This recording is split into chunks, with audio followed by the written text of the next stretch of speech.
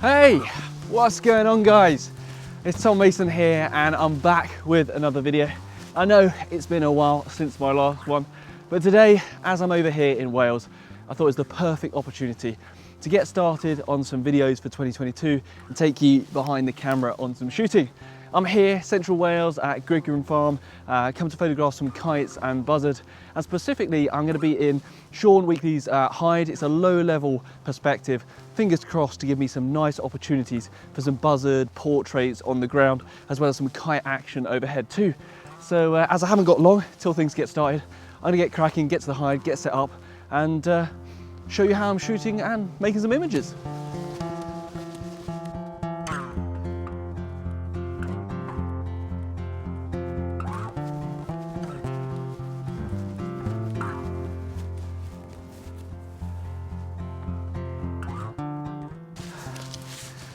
Well, one thing is absolutely for sure, the weather is cracking today.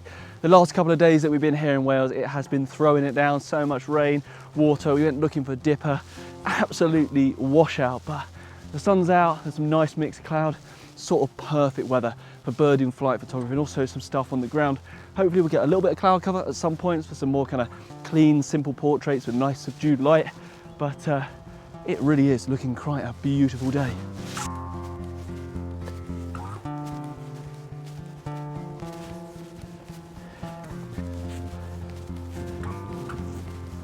Right, well if you've never been to Gigrin before, just a little rundown. This is the location where red kites were reintroduced in Wales a good number of years ago now. And over the years it's become one of the kind of premier spots to come photograph red kites as well as buzzards and some other species too.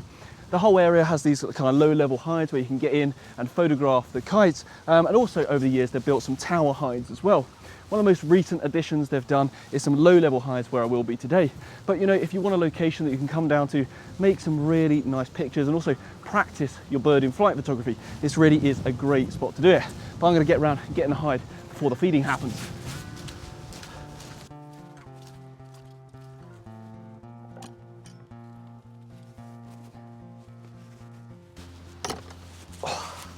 Right, so through the gate and round to the photography hides. The reason that I've booked this hide, you know, having come to Gigrin before, I've often used the tower hides and the low-level hides, and they give you some nice opportunities to photograph birds in flight. Great place to come and train your skills. But I wanted to come back and do the low-level hide for some more portrait pictures low on the ground, the sort of shots that are often harder to get. And it really is due to the work that Sean's put in on his hide that really allows you to get these opportunities. The low sunken kind of design of the hide gives you a perfect angle for clean portraits. And today with multiple lenses, I've got the 500 and the 300, should give us some good options. Of course, we've got a little bit of supplementary food to strategically put out behind some nice bits of grass and stuff like that to tempt the birds a little closer. And with any luck, hopefully we'll get some really nice photographic opportunities. As long as this light holds out, oh, really is going to be a good afternoon.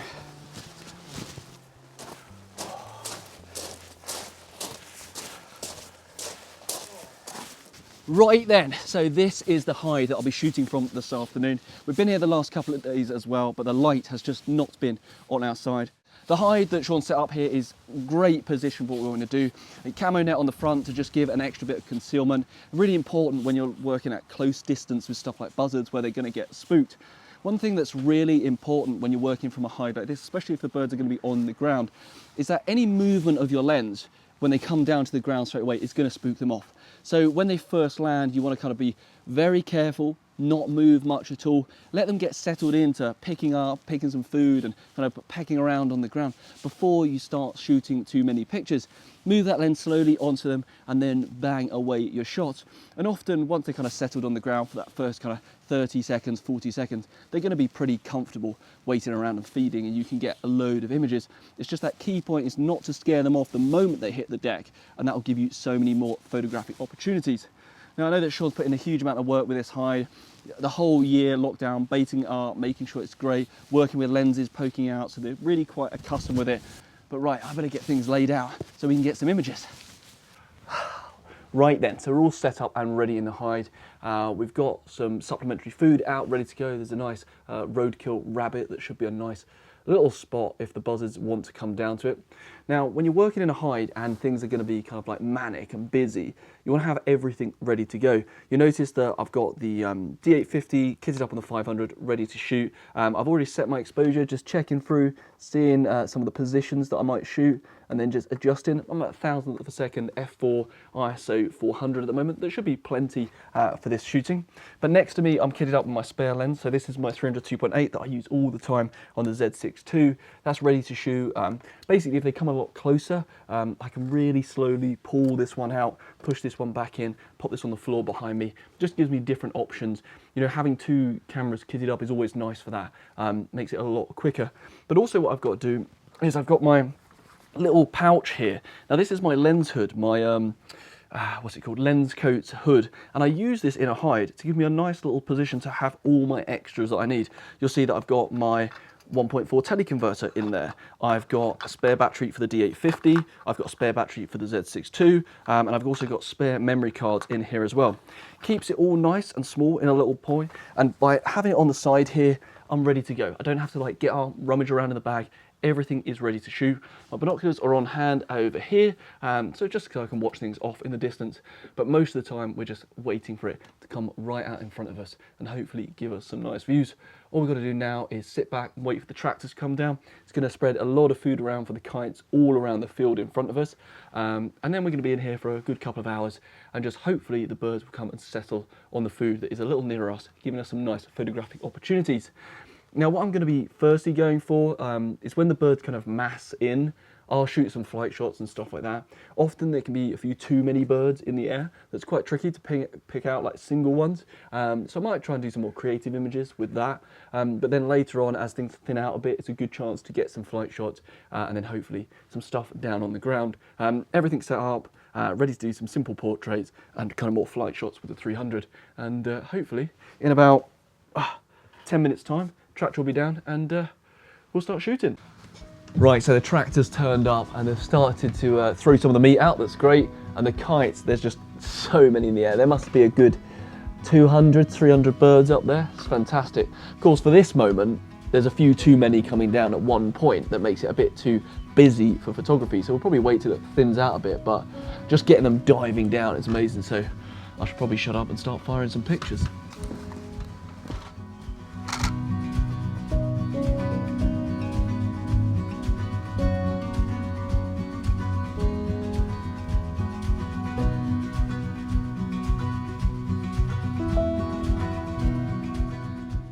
Right, so for the last kind of like 20 minutes, I was using the 300, picking birds up in the sky.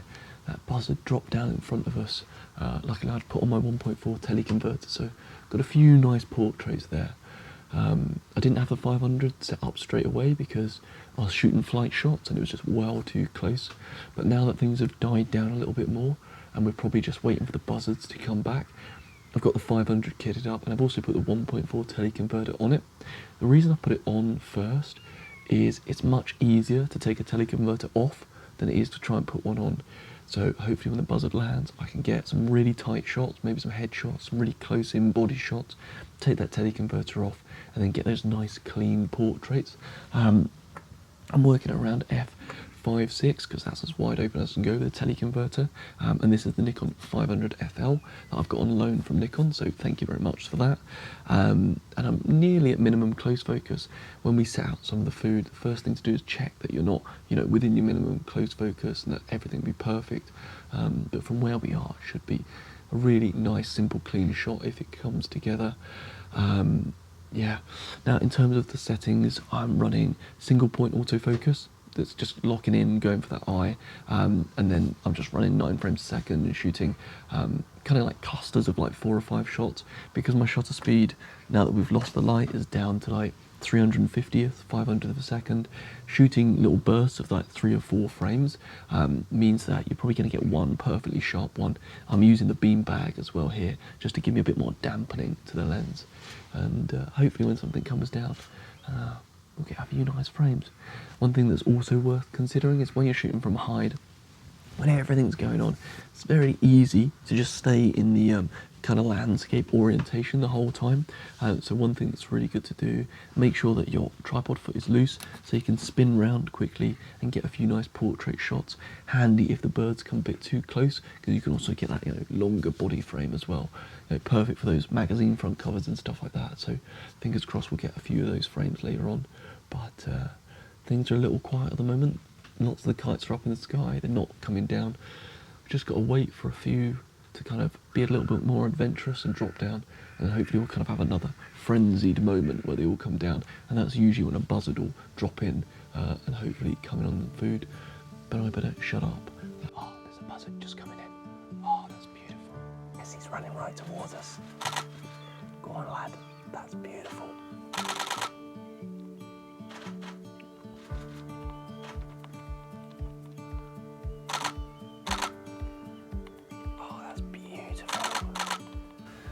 One of the things I'm trying to do is get him when he's not eating some meat, just waiting for that little pose when he turns his head to look to the side.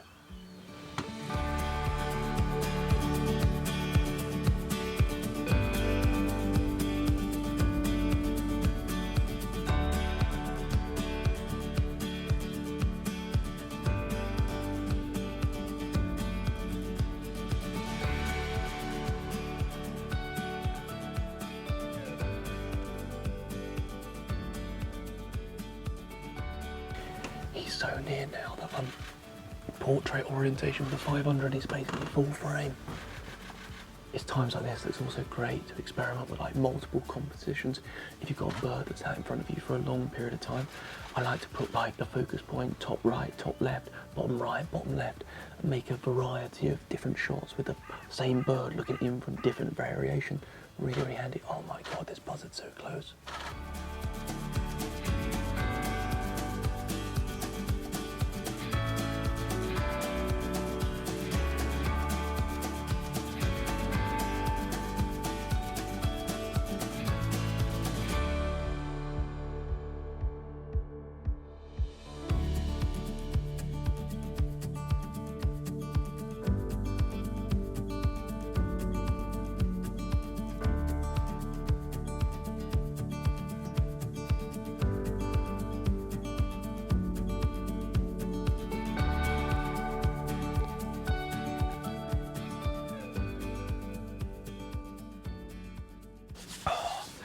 Right, so we've just had 20 minutes of just fantastic photography, really.